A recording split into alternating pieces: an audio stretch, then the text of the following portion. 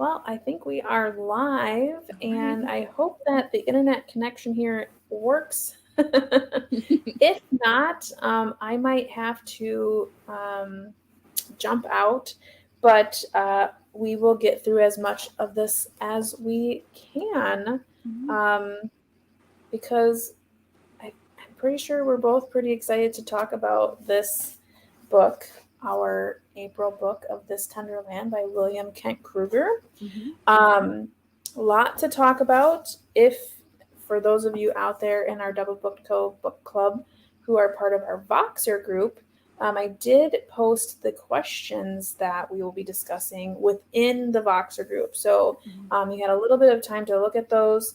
And of course, if there are any additional questions, because there is quite a bit to talk about, and I'm already thinking about a few things that I didn't even think of as we're sitting here kind of getting started. So, um, definitely towards the end, if there's anything additionally that anyone wants to discuss with the book, please feel free to jump in. If you are watching this in replay, please make sure that you comment below, give us your thoughts. There's so much, like we said, to discuss and think about with this one. So we're definitely excited to hear everyone's ideas, opinions, whether you like the book or not, whatever direction that may be. But before we get into discussing our book, let's quickly talk about what is coming up for May Yep. for our book club. Do you want to go ahead and discuss that, Laura? Yep. Okay. Everyone's voting on titles, as you all know. Um, Throughout the year, we are not going to have book club in December. But when we were compiling everything, we were short a few titles, and Danny and I decided that for our birthday months, we would each just pick the book that we wanted to read. So my birthday's in May, which means I chose the book. Oh, bless you. Sorry, dog on my lap. And that is The Namesake by Jhumpa Lahiri. Good news is this is a lot shorter than the book we currently read. This is I have a first edition, and it's 291 pages, so it should be a lot quicker. Hopefully, I'm not sure about reading's pace for everybody, but it's The Namesake by Jhumpa Lahiri. Oh, oh, oh, got it. Mhm. So, yeah, this should be pretty good. Hopefully, it will be really good. And I believe May is also, is it AAPI, Asian American Pacific Islander Awareness Month, or whatever that's called. I forget what it's called. But that also works for this because it's an Indian family living here in the States. So, yeah, Namesake, Army book.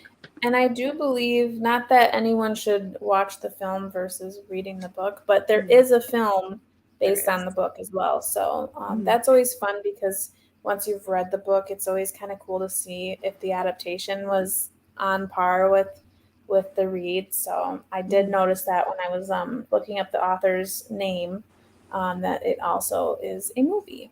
mm-hmm. Have you seen the movie already? No, I haven't because I wanted to read this first. So Yeah. I haven't. Have you? No. Mm-mm. Okay. I only own the book, and Mm, I remember when I bought it from a thrift store, of course, of 99 course. cents. But I don't remember like why I bought it because like I don't know. I must have just saw it and was like, "Oh, this is a familiar title. I should get this Sure. book," which is commonly how I buy books is like, Mm-hmm. "Oh, this sounds like something I should be reading." Mm-hmm. Um so, yeah. And then for May, the first um live in May is going to be the first, Mm-hmm.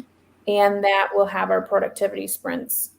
So Yep. if you want to start reading with us for the namesake on that date, that's when we're going to do the productivity sprints. So those will be at 4:30 Mm-hmm. after the 4 o'clock new product launch. Um, And we'll so also yeah, announce the June titles in that product yes, launch as well. So I'm sure we'll talk about them yeah, in the productivity sprints too. So, yeah. yeah, yeah. And then that June will be a regular Mm-hmm. voting month. Mm-hmm. And then in July will be my birthday month, so it will Mm-hmm. just have what I've picked. So, Yeah. okay. So now that we've gotten that all squared away, I just wanted to say hello to everyone. Hello, cool gamer. Did we ever find out? Hello. I know I asked last time if there is a name you would like us to refer to as. I know you've been in the last couple of our lives, so we want to make sure that we're saying hello properly. But let us know. If not, that's totally fine as well. We'll just continue to call you Cool Gamer. But thank you for stopping by once again. I hope that you enjoy the discussion. Hello, Allie. Yes, Hi, Allie. I am here. We'll see for how long. And says hello to Laura. Allie. Hi, Debbie. Hi, Debbie. So nice to see you. And this Tenderland is a film waiting to happen.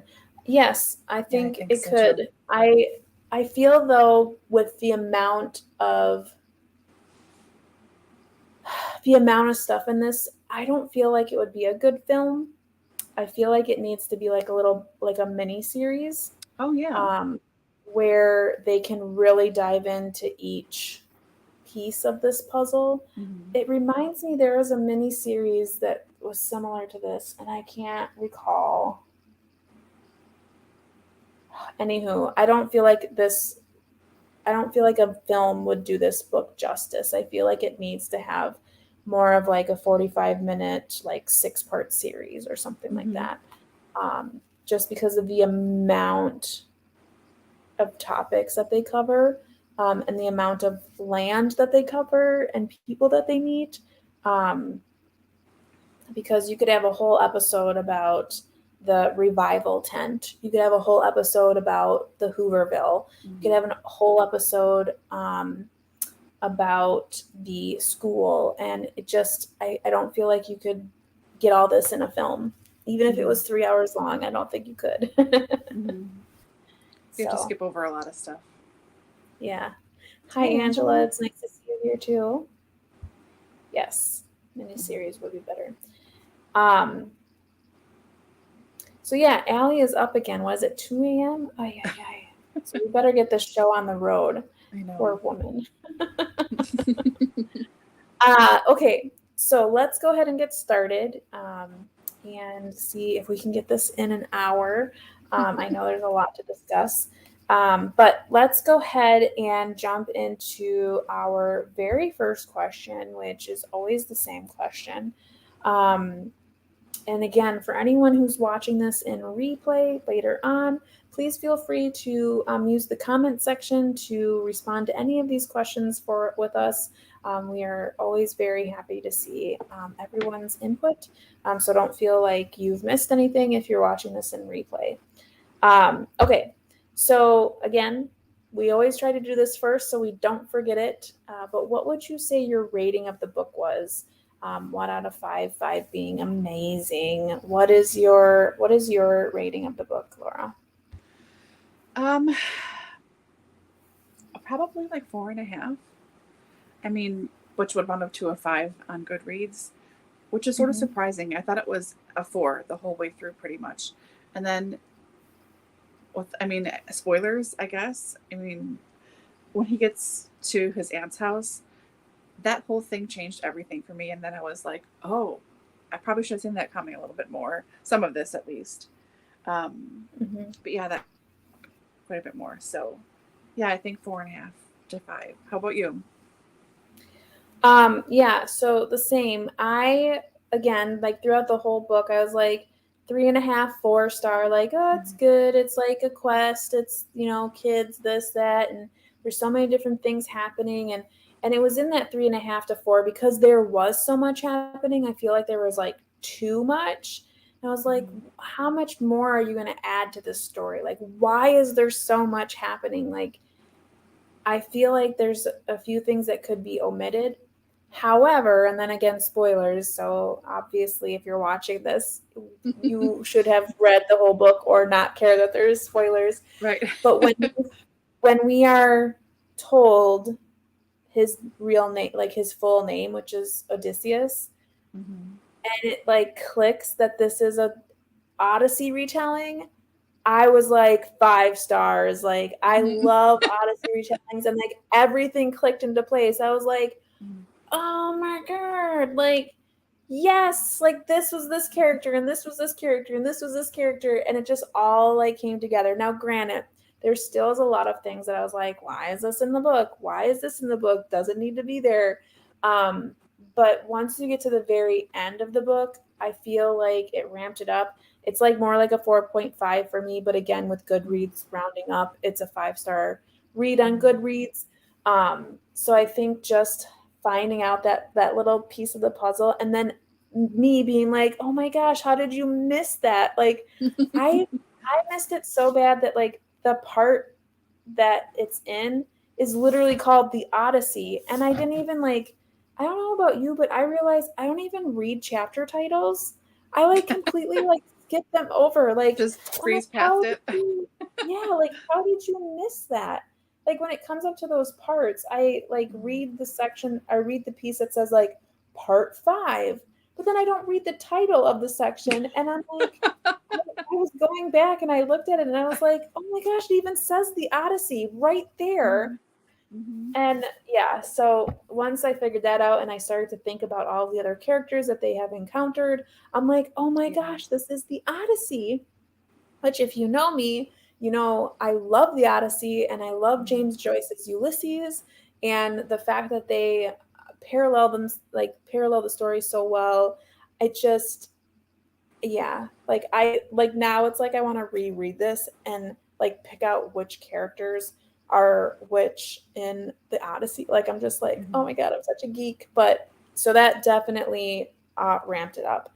It looks like also in our group, Angela rated it a 4-star rating and Debbie rated it a 5. So it sounds like overall amongst the 4 of us at least. And then we have another, it looks like 4 close to a 5, which is kind of what we are too. It sounds like overall pretty good read. I haven't seen a lot of people not enjoy this book, considering it's been all over, BookTube. Everywhere. And I know at that bookstore that I worked at for like a week and a half, the owner there was obsessed with this book, obsessed with this writer. So there's definitely a lot to be said about this particular book. So awesome. Okay. So now that we've kind of gotten the ratings out of the way, let's go ahead and jump right into the rest of our questions. And there's quite a few here, and we'll kind of just dive into them and see how far we can get without going too far over our time. But the first question I have is William Kent Krueger has pulled many of his themes from classical literature, which I kind of just discussed with the Odyssey, but where do we see this in the text? And then I did kind of like a helpful hint. He pulls from like Mark Twain's Huckleberry Finn. He pulls from the works of Charles Dickens. And then lastly, he pulls from Homer's The Odyssey. So knowing that he pulls from those areas, which if you read the author's note, he does Did mention you read it. This one? I skimmed it. It. I did not read it because I don't like reading those. But I was like, maybe I'll look at this one. And I was like, I started to read it. I'm like, this is boring. And then I just like skimmed like for highlights. And then that's it. But where do we see this? And I know you and I kind of were discussing it a little bit, and you picked up on the Huckleberry Finn. So how is this? How does this like Huckleberry Finn or the other works that we discussed? I mean, you're got a little group of kids, 2 kids, 4 kids, whatever, on their own, orphaned. I think they're set around the same time, like 30s, or is, I don't know when Huck Finn is set exactly. I don't remember. It's been a long time. But it has that sort of feel of that, like, poor orphans, even though, whatever. That feeling of going off on adventures and they're by themselves, and it's these 2 kids like, gee golly, they're going to make a go of it, and they're heading to the mighty Mississippi. And it's all of that is just very much Mark Twain in general. And I know I read Huckleberry Finn and Tom Sawyer, but I can't differentiate them in my head. I truly can't. It's just one kind of blur of Mississippi and like little boys doing little boy things, sort of. So that was the biggest thing. And then Dickens, I didn't really see too much. I mean, reading the author's note, I did kind of see that then, but I didn't pull that out necessarily. But Homer, yeah, I did kind of. That's this big adventure. It's this big adventure. And with these kids leaving, the way that they leave, they have to leave for all of their sakes, you know, they all have to go. So, yeah. Yeah. How about you? Yeah. So, I mean, like I said before, like none of those things I ever like, I never pick up on anything until like I'm done reading the whole book. But a lot of what you said with the Huckleberry Finn, very reminiscent of that. But I think also with Mark Twain's writing, he's very landscape oriented. So when you read his work, you read a lot about the landscape of the river. So in this book, we see a lot of that, like just like discussing this tender land. We have a lot of characters talking about the land. We have them discussing, you know, the Great Depression as it affects the land. So where Mark Twain does a lot of that, talking about landscapes, talking about nature, and paralleling that with society, we have that here in this book as well, which is really interesting for the amount of different landscapes that they see. It's like the same nature-wise, but we see the differences in when they meet the people at the revival, when they meet the people at the Hooverville, when we meet the people at the whorehouse, which is essentially what it was. But, you know, so you see different landscapes of people as well. And then the Charles Dickens piece, I think for me, that was more reminiscent of like how there's always some kind of like institution that Charles Dickens is kind of speaking on. So like similar to Oliver Twist and Nicholas Nickleby, all of those where it's like an institution, it's like an orphanage, it's that social commentary on the way in which orphans are kind of deserted to a certain extent. Great Expectations is another good example of that. I think he pulls a lot from the disparity of lone children, in the sense that when Charles Dickens was writing about it, they were kind of like the underdog, so to speak. Whereas now when we get into orphan stories, there's a lot more complexity to their stories, which I think is where William Kent Krueger did a good job of like pulling from Dickens, but also making it better, in the sense that these kids had a little bit more control over their futures, rather than just having them happen to them. And then to the one that I love the most, which is the Odyssey. Once you figure it out, you're like, oh my gosh, everyone, it's all in there. So you have Sister Eve, who is essentially like, is it Calypso or Circe? It's one of those two characters, because basically they kind of get stuck in this. I think it's Circe. Yeah, and they don't leave, and it takes a few instances for Odie to really be like, no, we have to leave. And then same with when they're at the Hoovervilles and he falls in love with that girl. So again, it's either Calypso or Circe. I can't remember which one is which, because one of them turns all the men into pigs, and then the other one falls in love with Odysseus, and he stays there for like a whole year or whatever.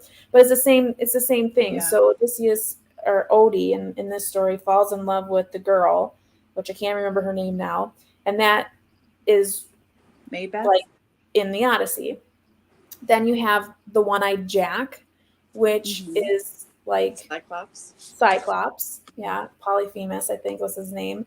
And same thing, they're captured, and in the Odyssey, he's there to get the golden fleece, but in this story, Emmy becomes the golden fleece, so to speak. And it's just it's so crazy to think about it. And then, of course, when we get to the end and we have the aunt, who we find out later is actually his mother, you know, I think she is supposed to represent Penelope, and having that like be like she's the madam or whatever, kind of fits into the whole idea of, you know, Penelope's waiting for Odysseus for what is it, like 10, however many years, with all these suitors living in her house and, you know, waiting for her to finish this woven tapestry so that they can be like, well, now you have to marry me. Same with now in this story where we have, you know, Aunt Julie is in this house with all these women and the suitors are coming, you know, to be whatever. So it's like when you put the two and two together, it's so remarkable to have an author pay that close attention and have it work so well in a story. So that's why, like I said, it definitely brought my level of interest a lot higher once I was able to figure that out, which wasn't until the dire end. So don't think I have any mad skills. But I was like, oh, Odysseus, one-eyed Jack. Oh my gosh. Yeah. So that was me. That was me. Anyone in the comments, any other pieces that you felt popped into mind for you, let us know. We'll come back to any answers that pop up, but let's continue on to the next question.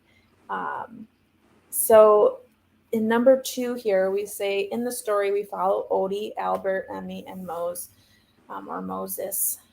And he does get his name, and I can't remember, it's like Adachuk or something like that. Yeah. His native name. But how would you describe these characters, and what role do you believe they play in the story? Do they all belong in the story? I thought that was a nice caveat to that question, because I had a hard time with all of these characters. What do you think, Laura? I agree. Like, I think they all belonged in that story because their perspectives help drive Odie forward and how he acts and reacts to things around him. But I was frustrated at multiple times by all of them. Never at the same time, but in every little sort of incident in every little something or other, I was always like, oh, I don't like that. Or, Emmy, for Christ's sake, don't say your name. You know, like, you know, little things. But I do think they all belonged. I mean, I don't know, they all represent such different things. And I think Mose might be the most important one, aside from Odie, just because he is the Native American, and that school is for Native Americans where they all met. And he's mute. So the signing that he does, I mean, that it's a whole other part of how they communicate to each other and what keeps them safe for so many instances. And like One-Eyed Jack, when they meet him, you know, that keeps them so safe. And yeah, I didn't always like them, but yeah, I think they all needed to be there pretty much. What do you think? I'm looking up his Native American name too, by the way. Yeah, I agree with you, but I will add that I also felt like they didn't need to be in the story as well. Like I see it both sides, because and this is the reason. So absolutely, to your point of individually, they all rock. Like Albert, you know, being that older brother and trying to keep people safe and having that authoritative mind and just knowing, you know, right from wrong and trying to get through what seemingly is the worst part of their lives. And when you find out that him and Odie aren't even related, for him to be so, what's the word I'm looking for? I clearly still have baby brain. So devoted. He's so devoted to Odie, even when the crap hits the fan. Right. He really is always there for him. Even when he says he's not, or he's going to leave, or whatever it is, Yeah, he gets he's mad. devoted to Odie. And so he's an amazing character. Same with Emmy. You have such a uniqueness about her, and she's so what's the word? Oh my gosh, I can't think of words today. She's an innocent. She really conveys that pureness, and then with the whole, being able to see the future kind of stuff that comes later. It's a very interesting character, and I absolutely agree with you. Like I love Mose. I think he is an exceptional character. And then same with Odie, considering it's from his perspective, and we get a lot of that from him, and we get so many different feelings and ideas from him, especially with him being only 12 years old. A lot of mature thoughts, a lot of mature issues. However, I don't feel like a lot of these characters were well executed for the story they were in. I feel like Mose totally got like crapped on the entire book, and then nothing was resolved for him. Yeah. Like in the epilogue, he's a baseball star, but then he also I think he has some disease or something. I don't even know, but it's like, what? So for me, though, I appreciated the significance of the Native American piece. I feel like you could have taken out the entire Native American sect, like anything about that, and it would have been the same book. Like I almost feel like it wouldn't have mattered. You could have made it a regular orphanage. You could have made this child any kind of child, any ethnicity. I feel like there was no actual resolution for that character or everything he stood for. There was nothing. It was just he happened to be Native American with them and had all these things pop up and significant identity crisis issues, but then never were resolved, never were really tended to. So I feel like he really let this character down, especially considering the strength that he provided this character, and the amount of care he gave to this character. Because I mean, as a reader, you attach yourself to Mose because he's so endearing, and with everything that has happened to him, for him to be a character that is so optimistic, and then when he encounters the mass grave and everything that happens, and he has this crisis, you just feel for him, and you want him so badly to be able to find some kind of solace, and there's nothing happens. It's just flat. It's just completely blown over. And I feel like that is one of the main reasons why I can't wholeheartedly give this a full 5-star rating, because I feel like, well, if you just took that whole character out of the book, it would be a character loss, but would it really matter to the point of the book?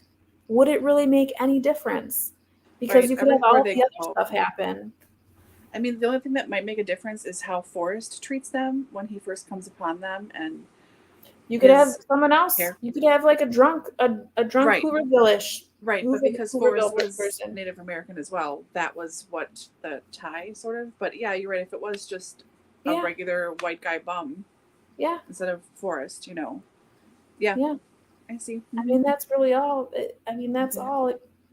It's frustrating because Mose is such a unique character. And I think it was Allie who brought up in one of her messages in our Voxer group, it's interesting too, because he's like a workhorse. he's stronger than everyone else. He can do all these things, but it feels so like, I don't know, you're like, why is he keep being referred to like, oh, he's so strong, and oh, he's this, and oh, he's that. Well, let's get deeper. Like, let's get a little bit deeper with this character and not just like treat him like he's their, little engine that could. You know what I mean? Like, so that was one of the irritating things. Emmy, I was over her like real early on. Me too. I liked her innocence, but at the same time, like you said, dude, you need to pick a different name. You're supposed to be a boy, right? Like, keep your hat down low. I'll keep my hat down low. Oh, it's up all or off all the time, and I'm like, yes. Girl.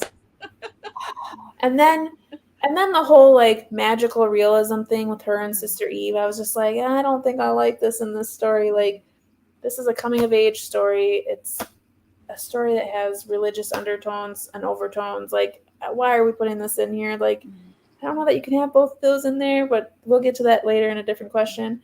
And Albert, I mean, really, he just kind of is a link to Odie. But yeah, it was like, I loved all these characters, but I also feel like I don't know that they all belonged in the same story.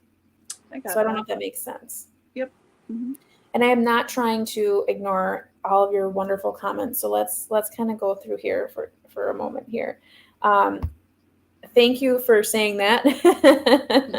I totally missed it. Angela said the signing part was too contrived for me when people can hear. Yeah. Hearing people almost never sign to them. Too much work. So not so likely they would all understand him since only the two new sign. Yeah, and I think it was Allie too that said this, like, how convenient that, two boys whose mother was deaf, who then knew ASL, meet a boy who can't speak, so they teach him sign. How convenient, like, it just seemed kind of like a plot device. Because, I thought that was out of like, oh, well, isn't that nice? Like, they all just know sign language. Mm-hmm. That's, especially for the time that they're in, too. Yeah. So, yeah, thought that was a little different. And then they taught Emmy and was it Cora was the mom's name? Yeah. Mm-hmm. So, like, their little pod of people just knew sign language. So I did find that a little like, okay, well, whatever. It works for the story. The hand stuff. Oh, signing in the hand. Yeah, like Helen Keller, how she had to speak in the hand. It was all very convenient. I think the word is convenient that we'll use for that. Allie here says, I wonder if Emily was supposed to represent the Oracle, like character given the Odyssey connection. I had an issue with the whole see the future prophecy element of the book. Yeah. She possibly could be the Oracle. There was a character that I thought maybe, but I think you're right with the Oracle. Or the Muse. I was thinking the Muse as well. But that could have been someone else. Anywho, I don't want to spend the whole time trying to figure out who everyone is in the Odyssey. But I had a problem with the magical. I'm going to call it magical realism. I know a lot of people don't like throwing that word around, but he calls it that. What's that? He calls it that too. Okay.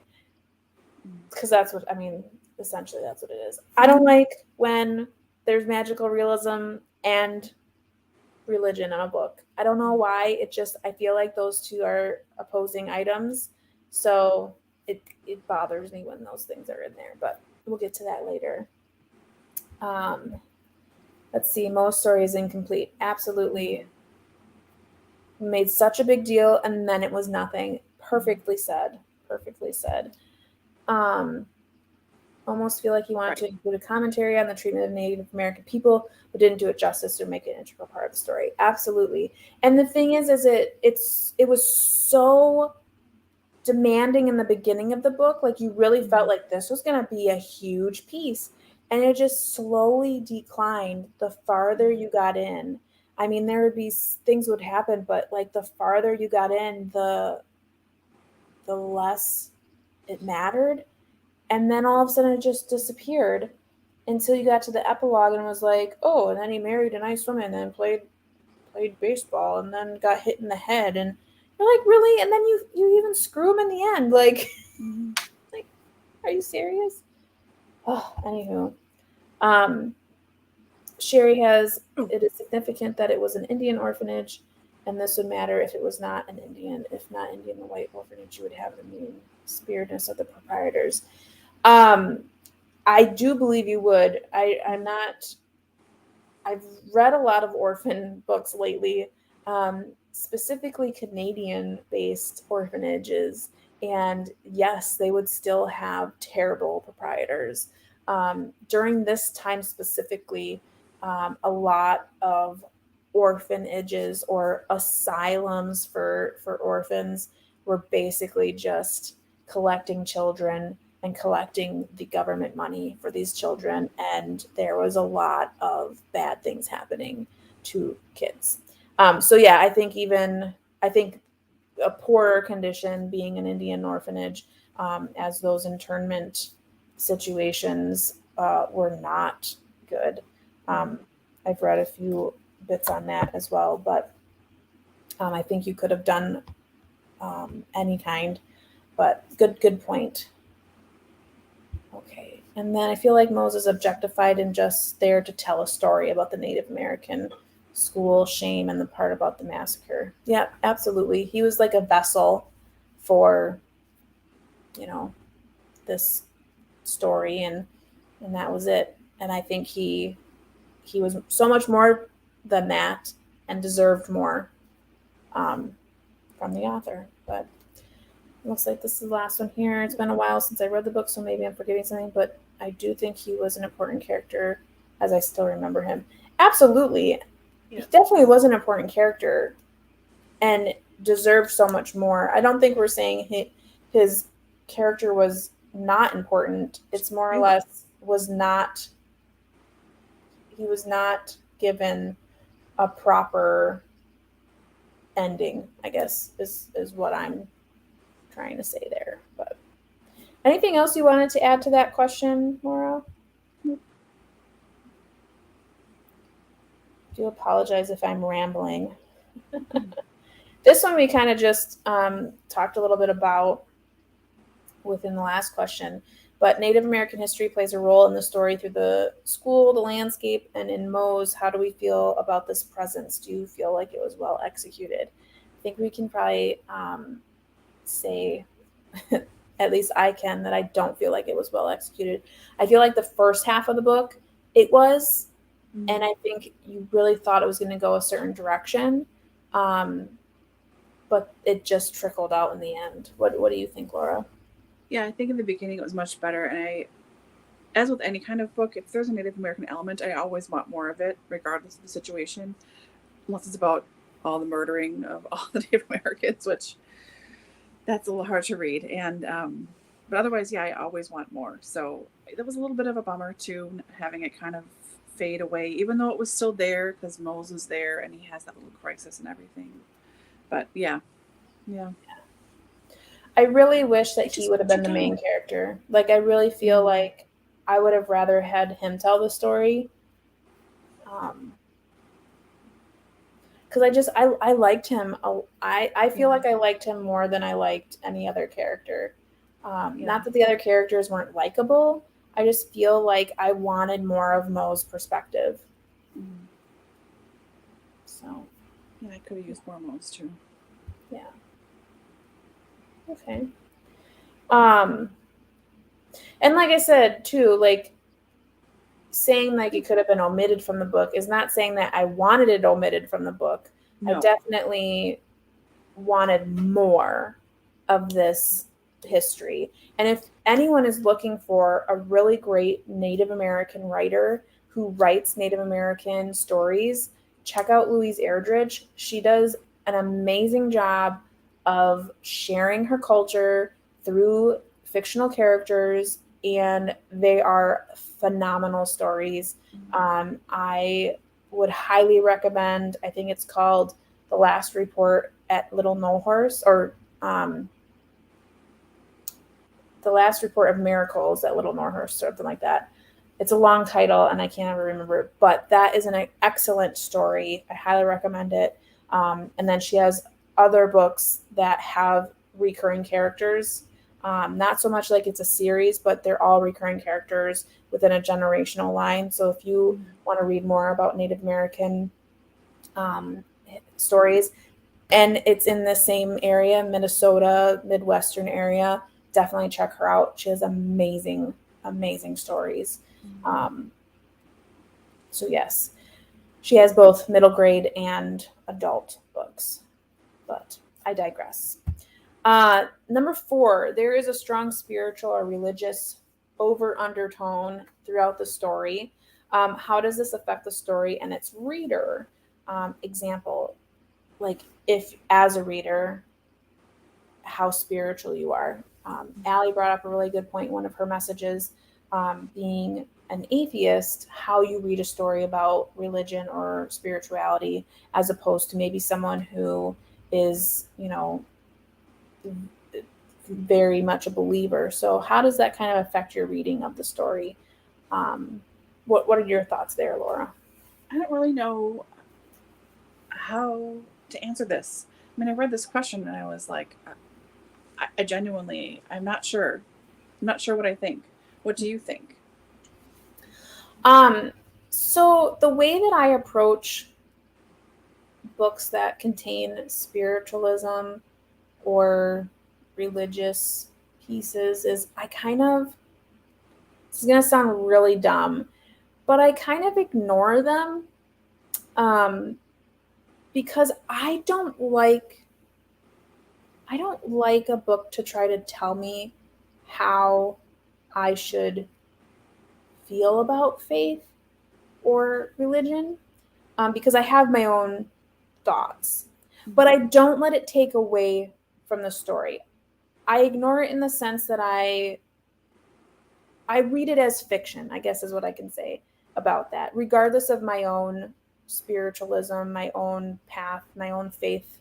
I kind of just go with it in a fictional sense. So I always read it as it affects the characters and not how it affects my own belief system.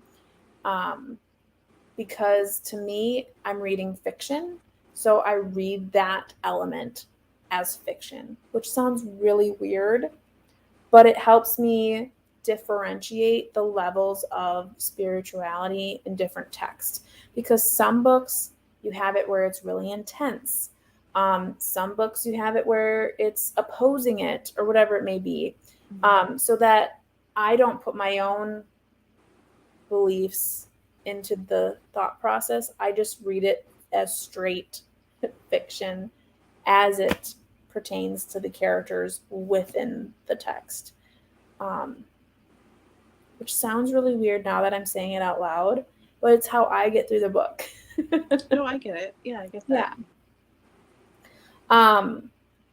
So that's how I feel.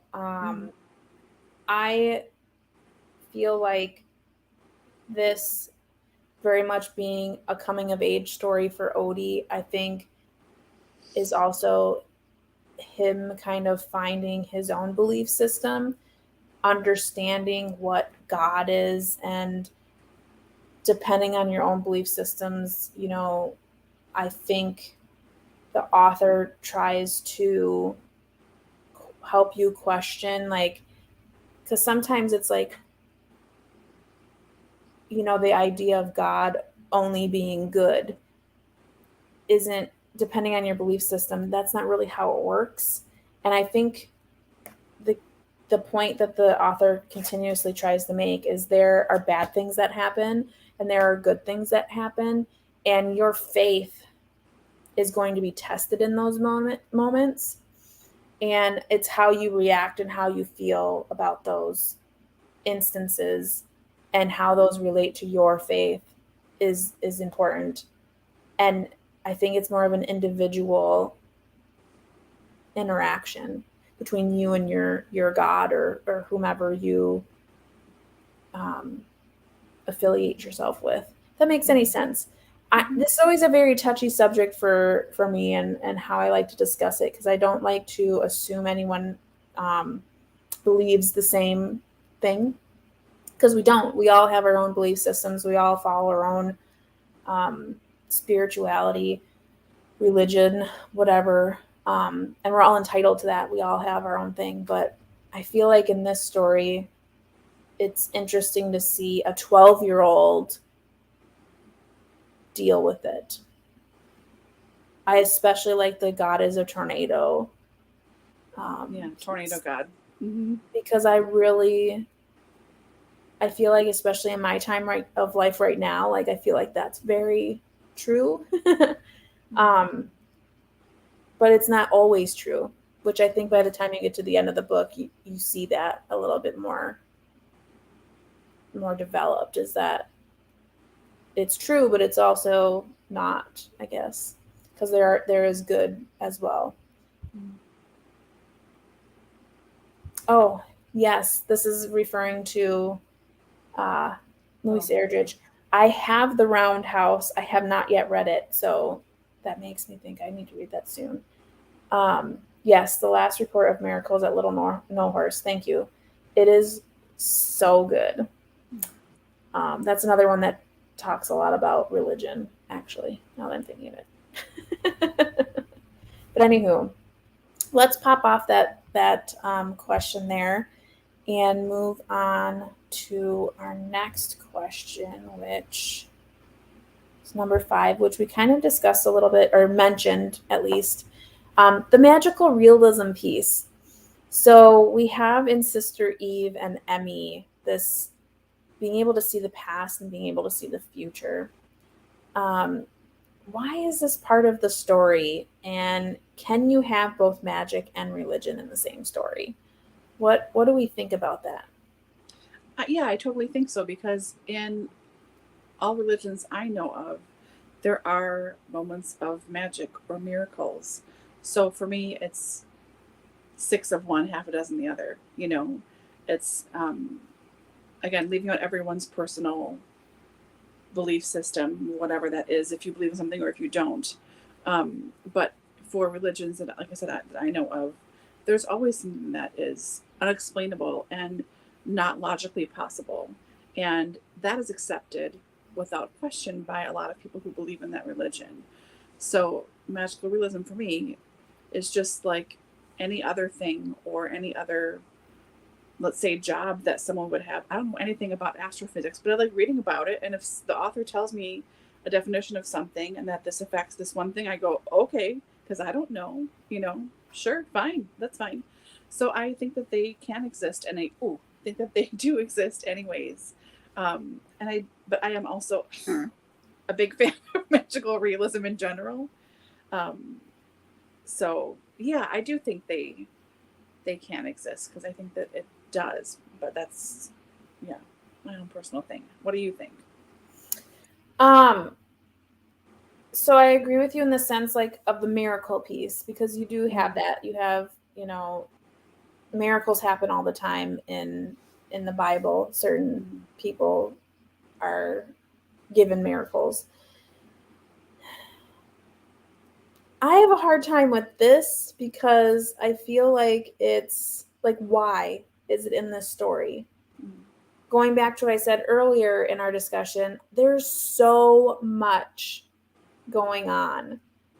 And I feel like once you get to this piece, and specifically with Emmy, not so much with Sister Eve. Like, I believe more in Sister Eve's kind of premonitions of people's past, or almost like she can read people. I felt like that was more of it. But then all of a sudden, when it's Emmy has these seizures of which she sees the future and then changes the future, to me, I was like, really?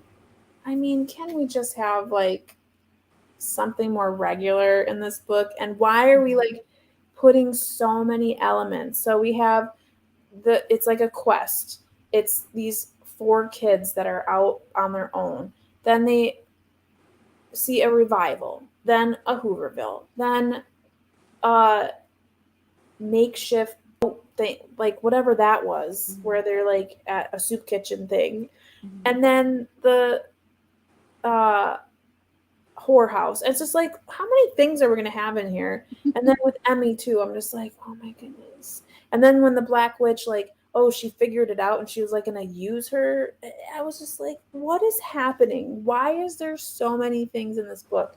So I think for me, I think it just got to a point where I was like, there's just way too much happening. There's just entirely way too much happening. And it wasn't working together for me. But like I said, the Sister Eve thing with the revivals, that was a very big, popular thing then. And I think it's still, especially in the South, is still kind of a thing where people say or can, or I don't know, I don't want to say anything, but like they perform miracles.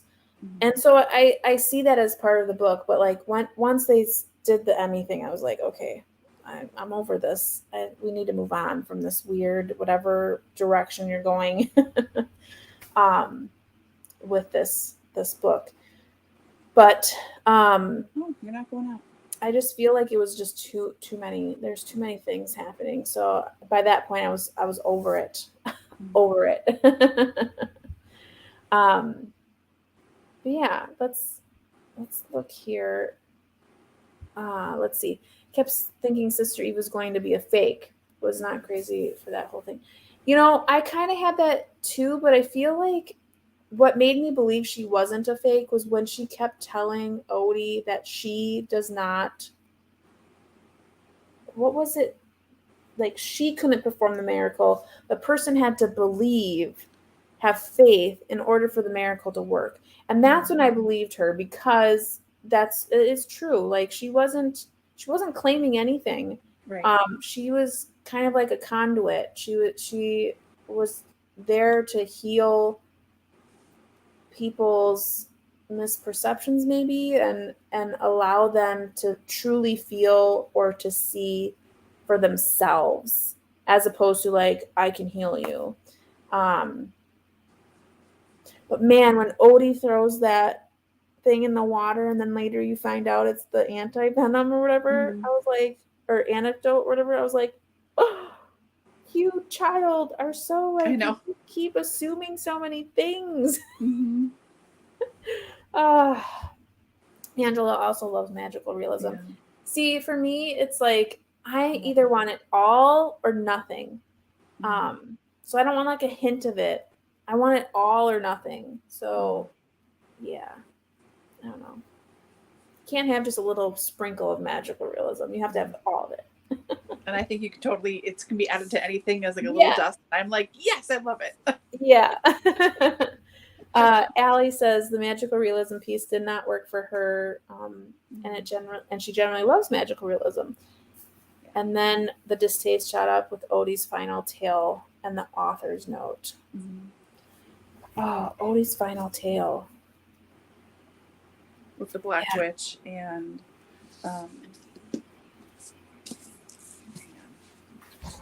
Julia. Yeah,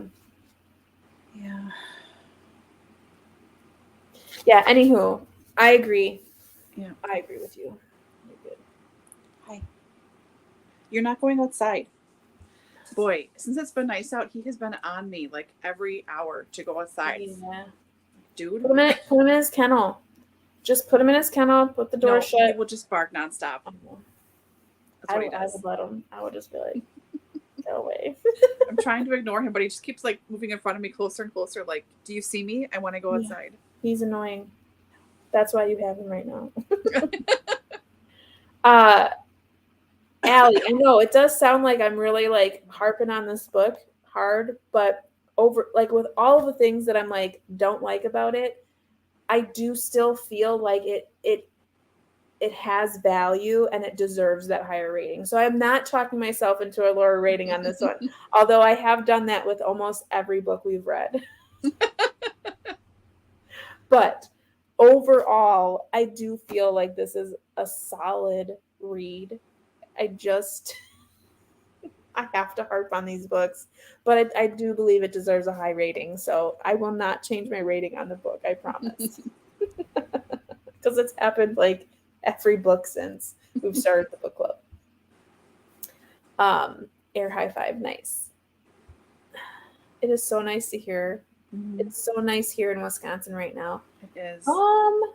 Yeah, I think so. I think it rained today. Where 70. Yesterday it was 80.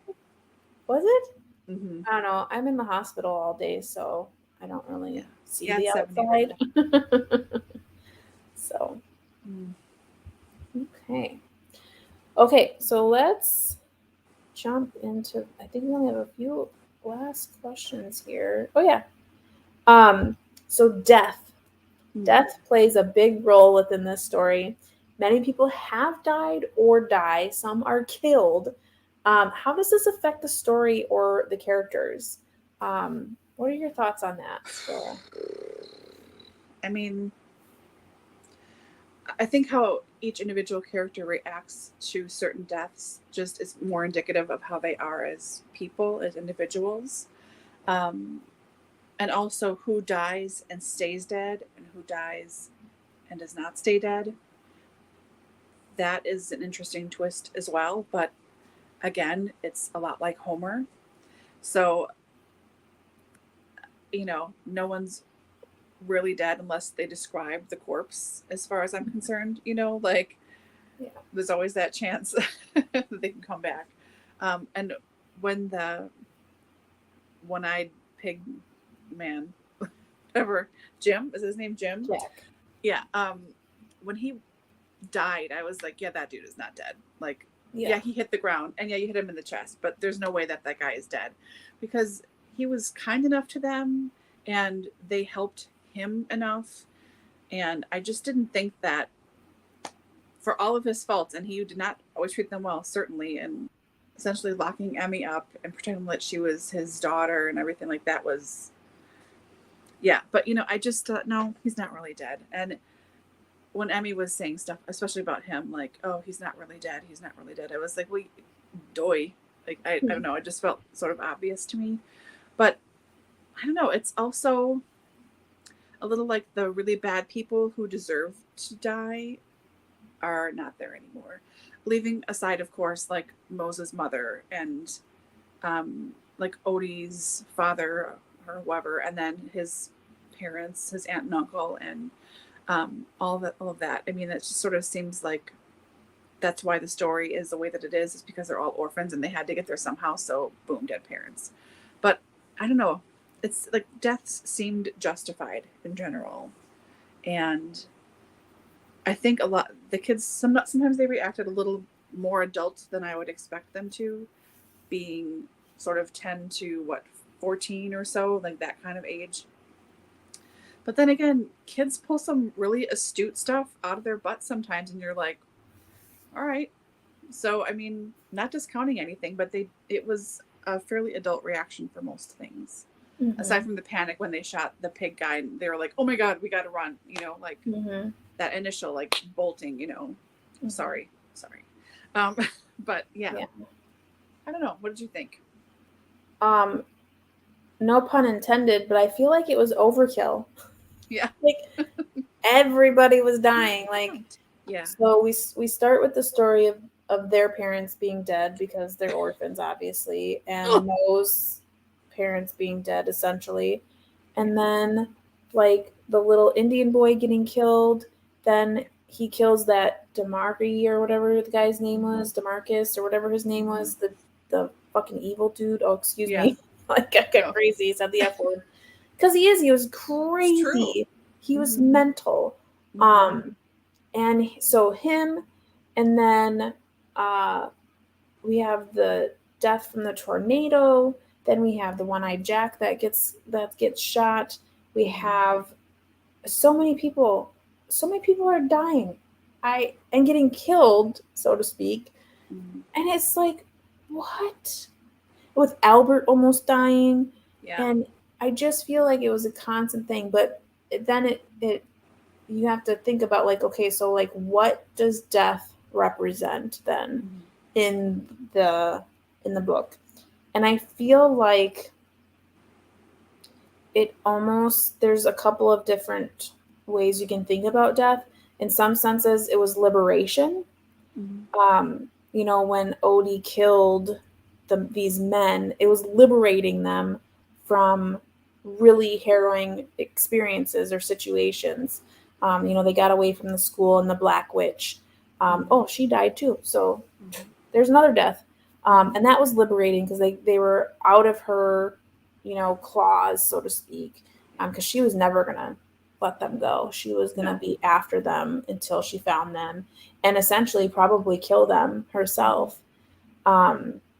Because you have to know that they knew they were throwing kids in that quarry. I mean, I'm surprised there's not more bodies that they mentioned. Yeah. I was shocked it was just the 2 bodies they mentioned. I was like, that's it? Yeah. You know, there's more somewhere. Because they talked about how there was kids disappearing all the time. And they said they were runaways, but I don't think that's the case at all. So I think death, you know, represents a lot of different things in this book. One being liberation for these particular characters, but I think also death kind of represents almost the desperation of the time, the finality of a people, like with the massacre that occurred prior, you know, years prior to them visiting that one area. And I don't recall a book that I've read that has had so many instances of death. So it'd be interesting to see what others think on that. Allie said Odie's final sounding when he's reflecting on his old age and saying that some of the things related story may not have actually happened. Yeah, that's the other thing too, like the unreliable narrator. We know how much I love that. In this book, I was a little okay with it just because of everything else that I liked in the book. But yeah, when you get to the end, you're like, so could it happen this way or it couldn't? Well, I'm going to pretend I didn't read that, and we're going to move on. Yes, they seemed older, except that they kept getting off track too late in their journey like kids. Yeah. And that too, I think, just coming off reading a middle grade book, it was interesting to read an adult book with kid main characters, because it's like, well, middle grade books have kid characters, but these are all very adult themes. So not a middle grade book. But it's interesting the difference between kids in a middle grade book and kids in this book, because they are very mature in their decisions and they are very mature in what has happened to them, but they still have that, like Angela says, they still have that like kid-like quality where it's like, that's not the decision I would have made. Like when Odie consistently gives the money away or like does stupid harebrained things, you're like, why are you doing that? Yeah. Very kid-like. When he goes and he assumes what he sees is one thing when really it's not. It's, you know, his perception. So, yeah.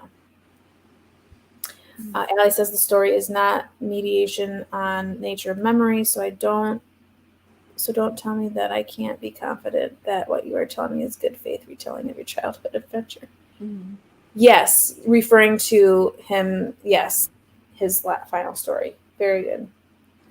And that, I felt like that was very interesting when you read through the book, because you were reading through Odie's perspective. So you had this 12-year-old frame of mind, but then all of a sudden you'd have a reflection and you would know that it was the older Odie that was speaking. So you knew throughout reading that this was not happening in present tense technically. It was being retold. It was a story. A story within a story within a story, because when he was telling his other stories too, I kind of liked that element, because I feel like you always knew that he was going to make it. And that's always a big deal for me. Like, I'm always wanting the character to make it in the end. So, like, I feel like you always have that peace of mind that because we know that he is saying all this after the fact, like, he's going to make it in the end. So, yeah, I don't know if that makes any sense. feel like Krueger was trying to be meta, Odie the storyteller, telling the tale of Odie storyteller. Sorry, I'm stuck on the point. I'm stopping right now. No, I agree. Yeah. I agree. I do. Again, just another element to the story. Why is there so many things happening in one story? But I do feel like overall it is executed well-ish, other than a few pieces that I don't feel were resolved, which we've discussed already. But and looking at the Odyssey too, I mean, for the longest time, really until we're talking about it now, I'm realizing I don't think I've read the Odyssey all the way through. I've read the Iliad all the way through, but in my brain they were just the same thing. yeah, It's same difference. But I read a summary of the Odyssey like a week ago, and I just kind of scanned through it now before you and I started, and a ton of stuff happens. There's tons of characters. It's like constant side stories for all these things. So I think he really did follow the Odyssey way a lot. That's constant. Like there's this person and there's all these suitors and there's this thing and this guy wants this, but this person wants this, and oh, you're on this island now for a while, and yeah, it's just a lot. It's a lot. But the Odyssey is also like a ballad of a poem. Like it's not meant to be one story. It's meant to be an epic, like Odyssey. Like it's meant to be long. It's meant to include. It's a course of. I want to say it's like 10 years that he's gone. I can't remember. Yeah, it is 10 years. Yeah, so it's meant to be super long and have a lot going on. Yeah. But to mash that all up into this, the way that it's written, it works to a certain extent, but then it also is like, there's a lot in here. I think where James Joyce did it justice is he separated his Ulysses the same way that the Odyssey is separated in its books. So you have the separation, you have that storytelling to parallel the two better. I don't know. All of us have not read that, so I don't want to get too deep into that, but it's one of my favorites, so yeah. Okay, so those are all the questions that I came up with, that we came up with for today's reading, but I'm sure if there's other things that anyone would like to discuss, this is our time. We've been on for just a little over an hour. I have maybe 15 more minutes that I can hang out with everyone, and then I do need to get back to my baby. But yeah, anything else you wanted to discuss regarding this book? I know we totally didn't really talk about the Hoovervilles at all. We didn't really talk about the revival too much, other than just the fact that it was there. But there's a lot that happens in those small stories, which we could certainly discuss. I'm trying to think of some other things that popped up. I know with the Aunt Julia and him coming to find that it was a whorehouse was also very interesting. Yeah, there's a lot of elements in this book that we could definitely discuss. But again, you'd probably have to have 3 days worth of time to do it in. But yeah, if there's anything else that anyone wants to discuss, now is your time. Well, I do want to ask you and then everyone else who's still here, are you getting down again? Honest to God. This is the worst he's been in like 2 weeks. Maybe it's because he can hear my voice. I think so. He's kind of looking at me like, you're not really my mom, but I hear her. Please tell me. Anyway, sorry. Do you think you'll read anything more by the author? Like, has this made you go, yeah, I want to read Ordinary Grace, or yeah, I want to read his Cork O'Connell series or anything? Yes. I would say I would probably read him again because I feel like his writing style is so approachable. I feel like it was easy to read. You didn't get bogged down. I feel like he has a really good way of describing characters and building characters, though I feel like some of it could have used better execution. I think overall he is a good writer. I do own Ordinary Grace, so I would probably read that next, but I'm not like running to it. Yeah. But I do think I would read more of his writing. I have heard that his series, the one that you mentioned, is quite good. So there's that as well. Bye, Debbie. Thanks for coming. Oh, bye, I'm Debbie. glad you were Thanks here. for joining Thank us. you for joining us. Angela says, favorite quote, I've always thought of her as a precious gem. The beauty isn't in the jewel itself, but in the way the light shines through it. Oh, that's really nice. Yeah. And Angela says, yes, she has Ordinary Grace on her TBR. Yeah. And I have heard that this one's better than Ordinary Grace, but they're both good. Yeah, I've heard both, that this one's better than Ordinary Grace and that Ordinary Grace is better than this one. So I think it just depends on what you read first. Yeah. My guess. Well, and I think even like reading the back of this book, I don't feel like this is like what we read. Like I feel like it kind of said it, but I'm like, like this would not have prepared me to have read this story. Like, right. Yeah. But anywho. So we have a question here. What did people think about the sense of place in the book? Not that William Kent Krueger is required to provide this element of his books, but I would have enjoyed a bit more. Do you mean like time and place, like more so to understand that it was the 1930s? Or do you mean geographically? How do you sense that question, Laura? I think it means geographically. Okay. I think, I don't know. I mean, I know Allie will correct us. I think it had a pretty good feel to it. It felt very familiar to me, but that's because I know it's set in Minnesota, which is very similar to Wisconsin, where we both are, and growing up and seeing the Mississippi and camping and being out in nature and things, you know, that all felt very comfortable and accurate to me. So Yeah. nothing was jarring. I think I just sort of felt like, oh yeah, this makes sense to me. But I don't know if that was me just reading it as a regular reader or because I'm familiar with the landscape. I don't know. What do you think? I agree. I think because it was written in the Midwest, to me, everything felt very familiar. So I didn't think twice about it.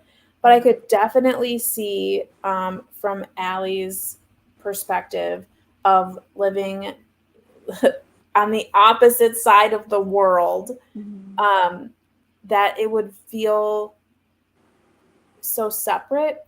And I'm trying to think now, we get a lot of description of the river. We get a lot of description of the farmlands and their description of how they lost the land.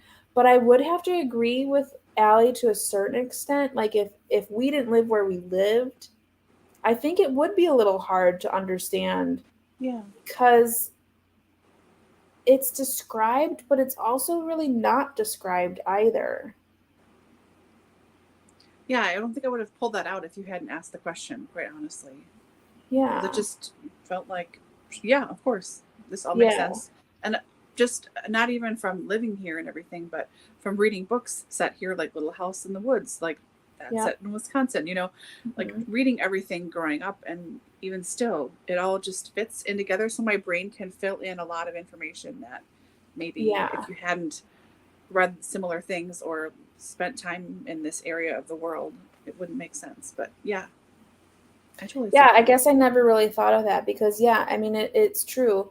And it goes back to, and I think about this all the time, and here, you know, she's saying as a UK transplant to Asia, you know, when I went to London the first time, we were sitting there and there's people there and they asked where we were from, and we said we were from Wisconsin in the US of A, and they're like, oh, like, and you have horses?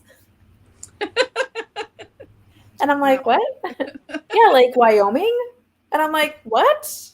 Like that's several states away from me. And no, I live in a house that is in a city, like where I have a car, and I don't ride a horse to work. Like, I don't know what you're talking about.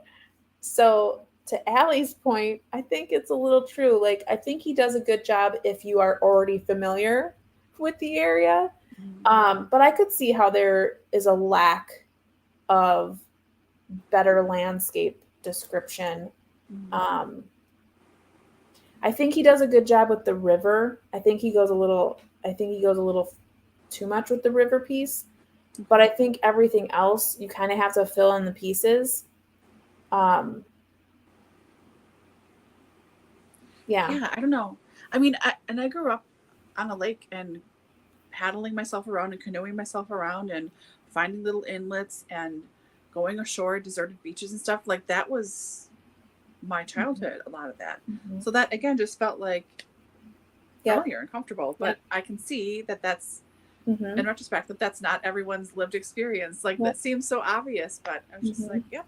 Well, and when he was jumping the train and stuff, I mean, we used to walk the railroad tracks all the time trying to look for money and like flattening pennies. Yeah. So for us, I think because we grew up in this area, it was like common sense. You kind of just gloss over those descriptions. But yeah, no, that's a really great point. Thanks for bringing that up, Allie. I think you did a pretty good job of reflecting on the Depression era, whatever. But I didn't have a strong sense of the geographic place. Yeah. I totally see that now. Yeah, I do too. Thanks. I would say so Midwest and where they're going. So they were going a little bit more south towards St. Louis. It's like flat, and woods and wet. So the river that they're going down. So you have a lot of like trees and grassy areas. And the reason why we see the Hoovervilles is because right off of that, there's probably the plains, which is, flat. And then when they get into the city, St. Louis area, you have more of the industrial piece to help. And there's more bluffs too. The Mississippi is a little lower there. There's big bluffs. Your houses are really high up and the river is really low comparatively. So yeah. Huh. Good point. I wouldn't even thought of that. Mm-hmm. Very nice. Yeah. Okay, friends. Well, any other questions? I should really get going. But I'm glad I was able to pop in and talk about the book with everyone. Me too. Yeah. Thank you for doing this too, by the way. I know you weren't going to. You're going to be in the comments. I was like, please, could you? Yeah. Well, my pleasure. A little bit of a break from the hospital Sitting room. in a hospital room, yeah. Yeah. So, okay, well, it doesn't look like there's any other questions or comments here, so I will leave it at that. Our next live will actually be, looks like next Sunday, so this coming Sunday, the 1st of May. Oh my goodness, it's May. I always love on Facebook where it's the Justin Timberlake. It's going to be May. Yeah. Every year it gets me every time. Yeah. But it's going to be May in exactly 1 week. So that'll be our next live. We'll have our new product launch. So we'll have a few new bookmarks for you all. And then at 4:30, we will do productivity sprints for reading. You can read whatever you want. We'll start reading the May book, which is The Namesake. And then that'll be it until the next one. So, yeah. Okay. Well, thank you all again for being here. Thank you, Allie. That's so sweet. I appreciate all of the well wishes, especially on my latest video on my channel. All of your comments and concerns, prayers are so much appreciated. So thank you, everyone who did respond to that. And even if you didn't and you're thinking about us, we definitely appreciate that. Thank you so much. It's been a couple of weeks, so we're hoping we can get home soon, and so anywho, I think that's all we have for today, and we will talk to everyone next week. Okay, Kingston, bye. Okay, thanks everyone. Have a good night.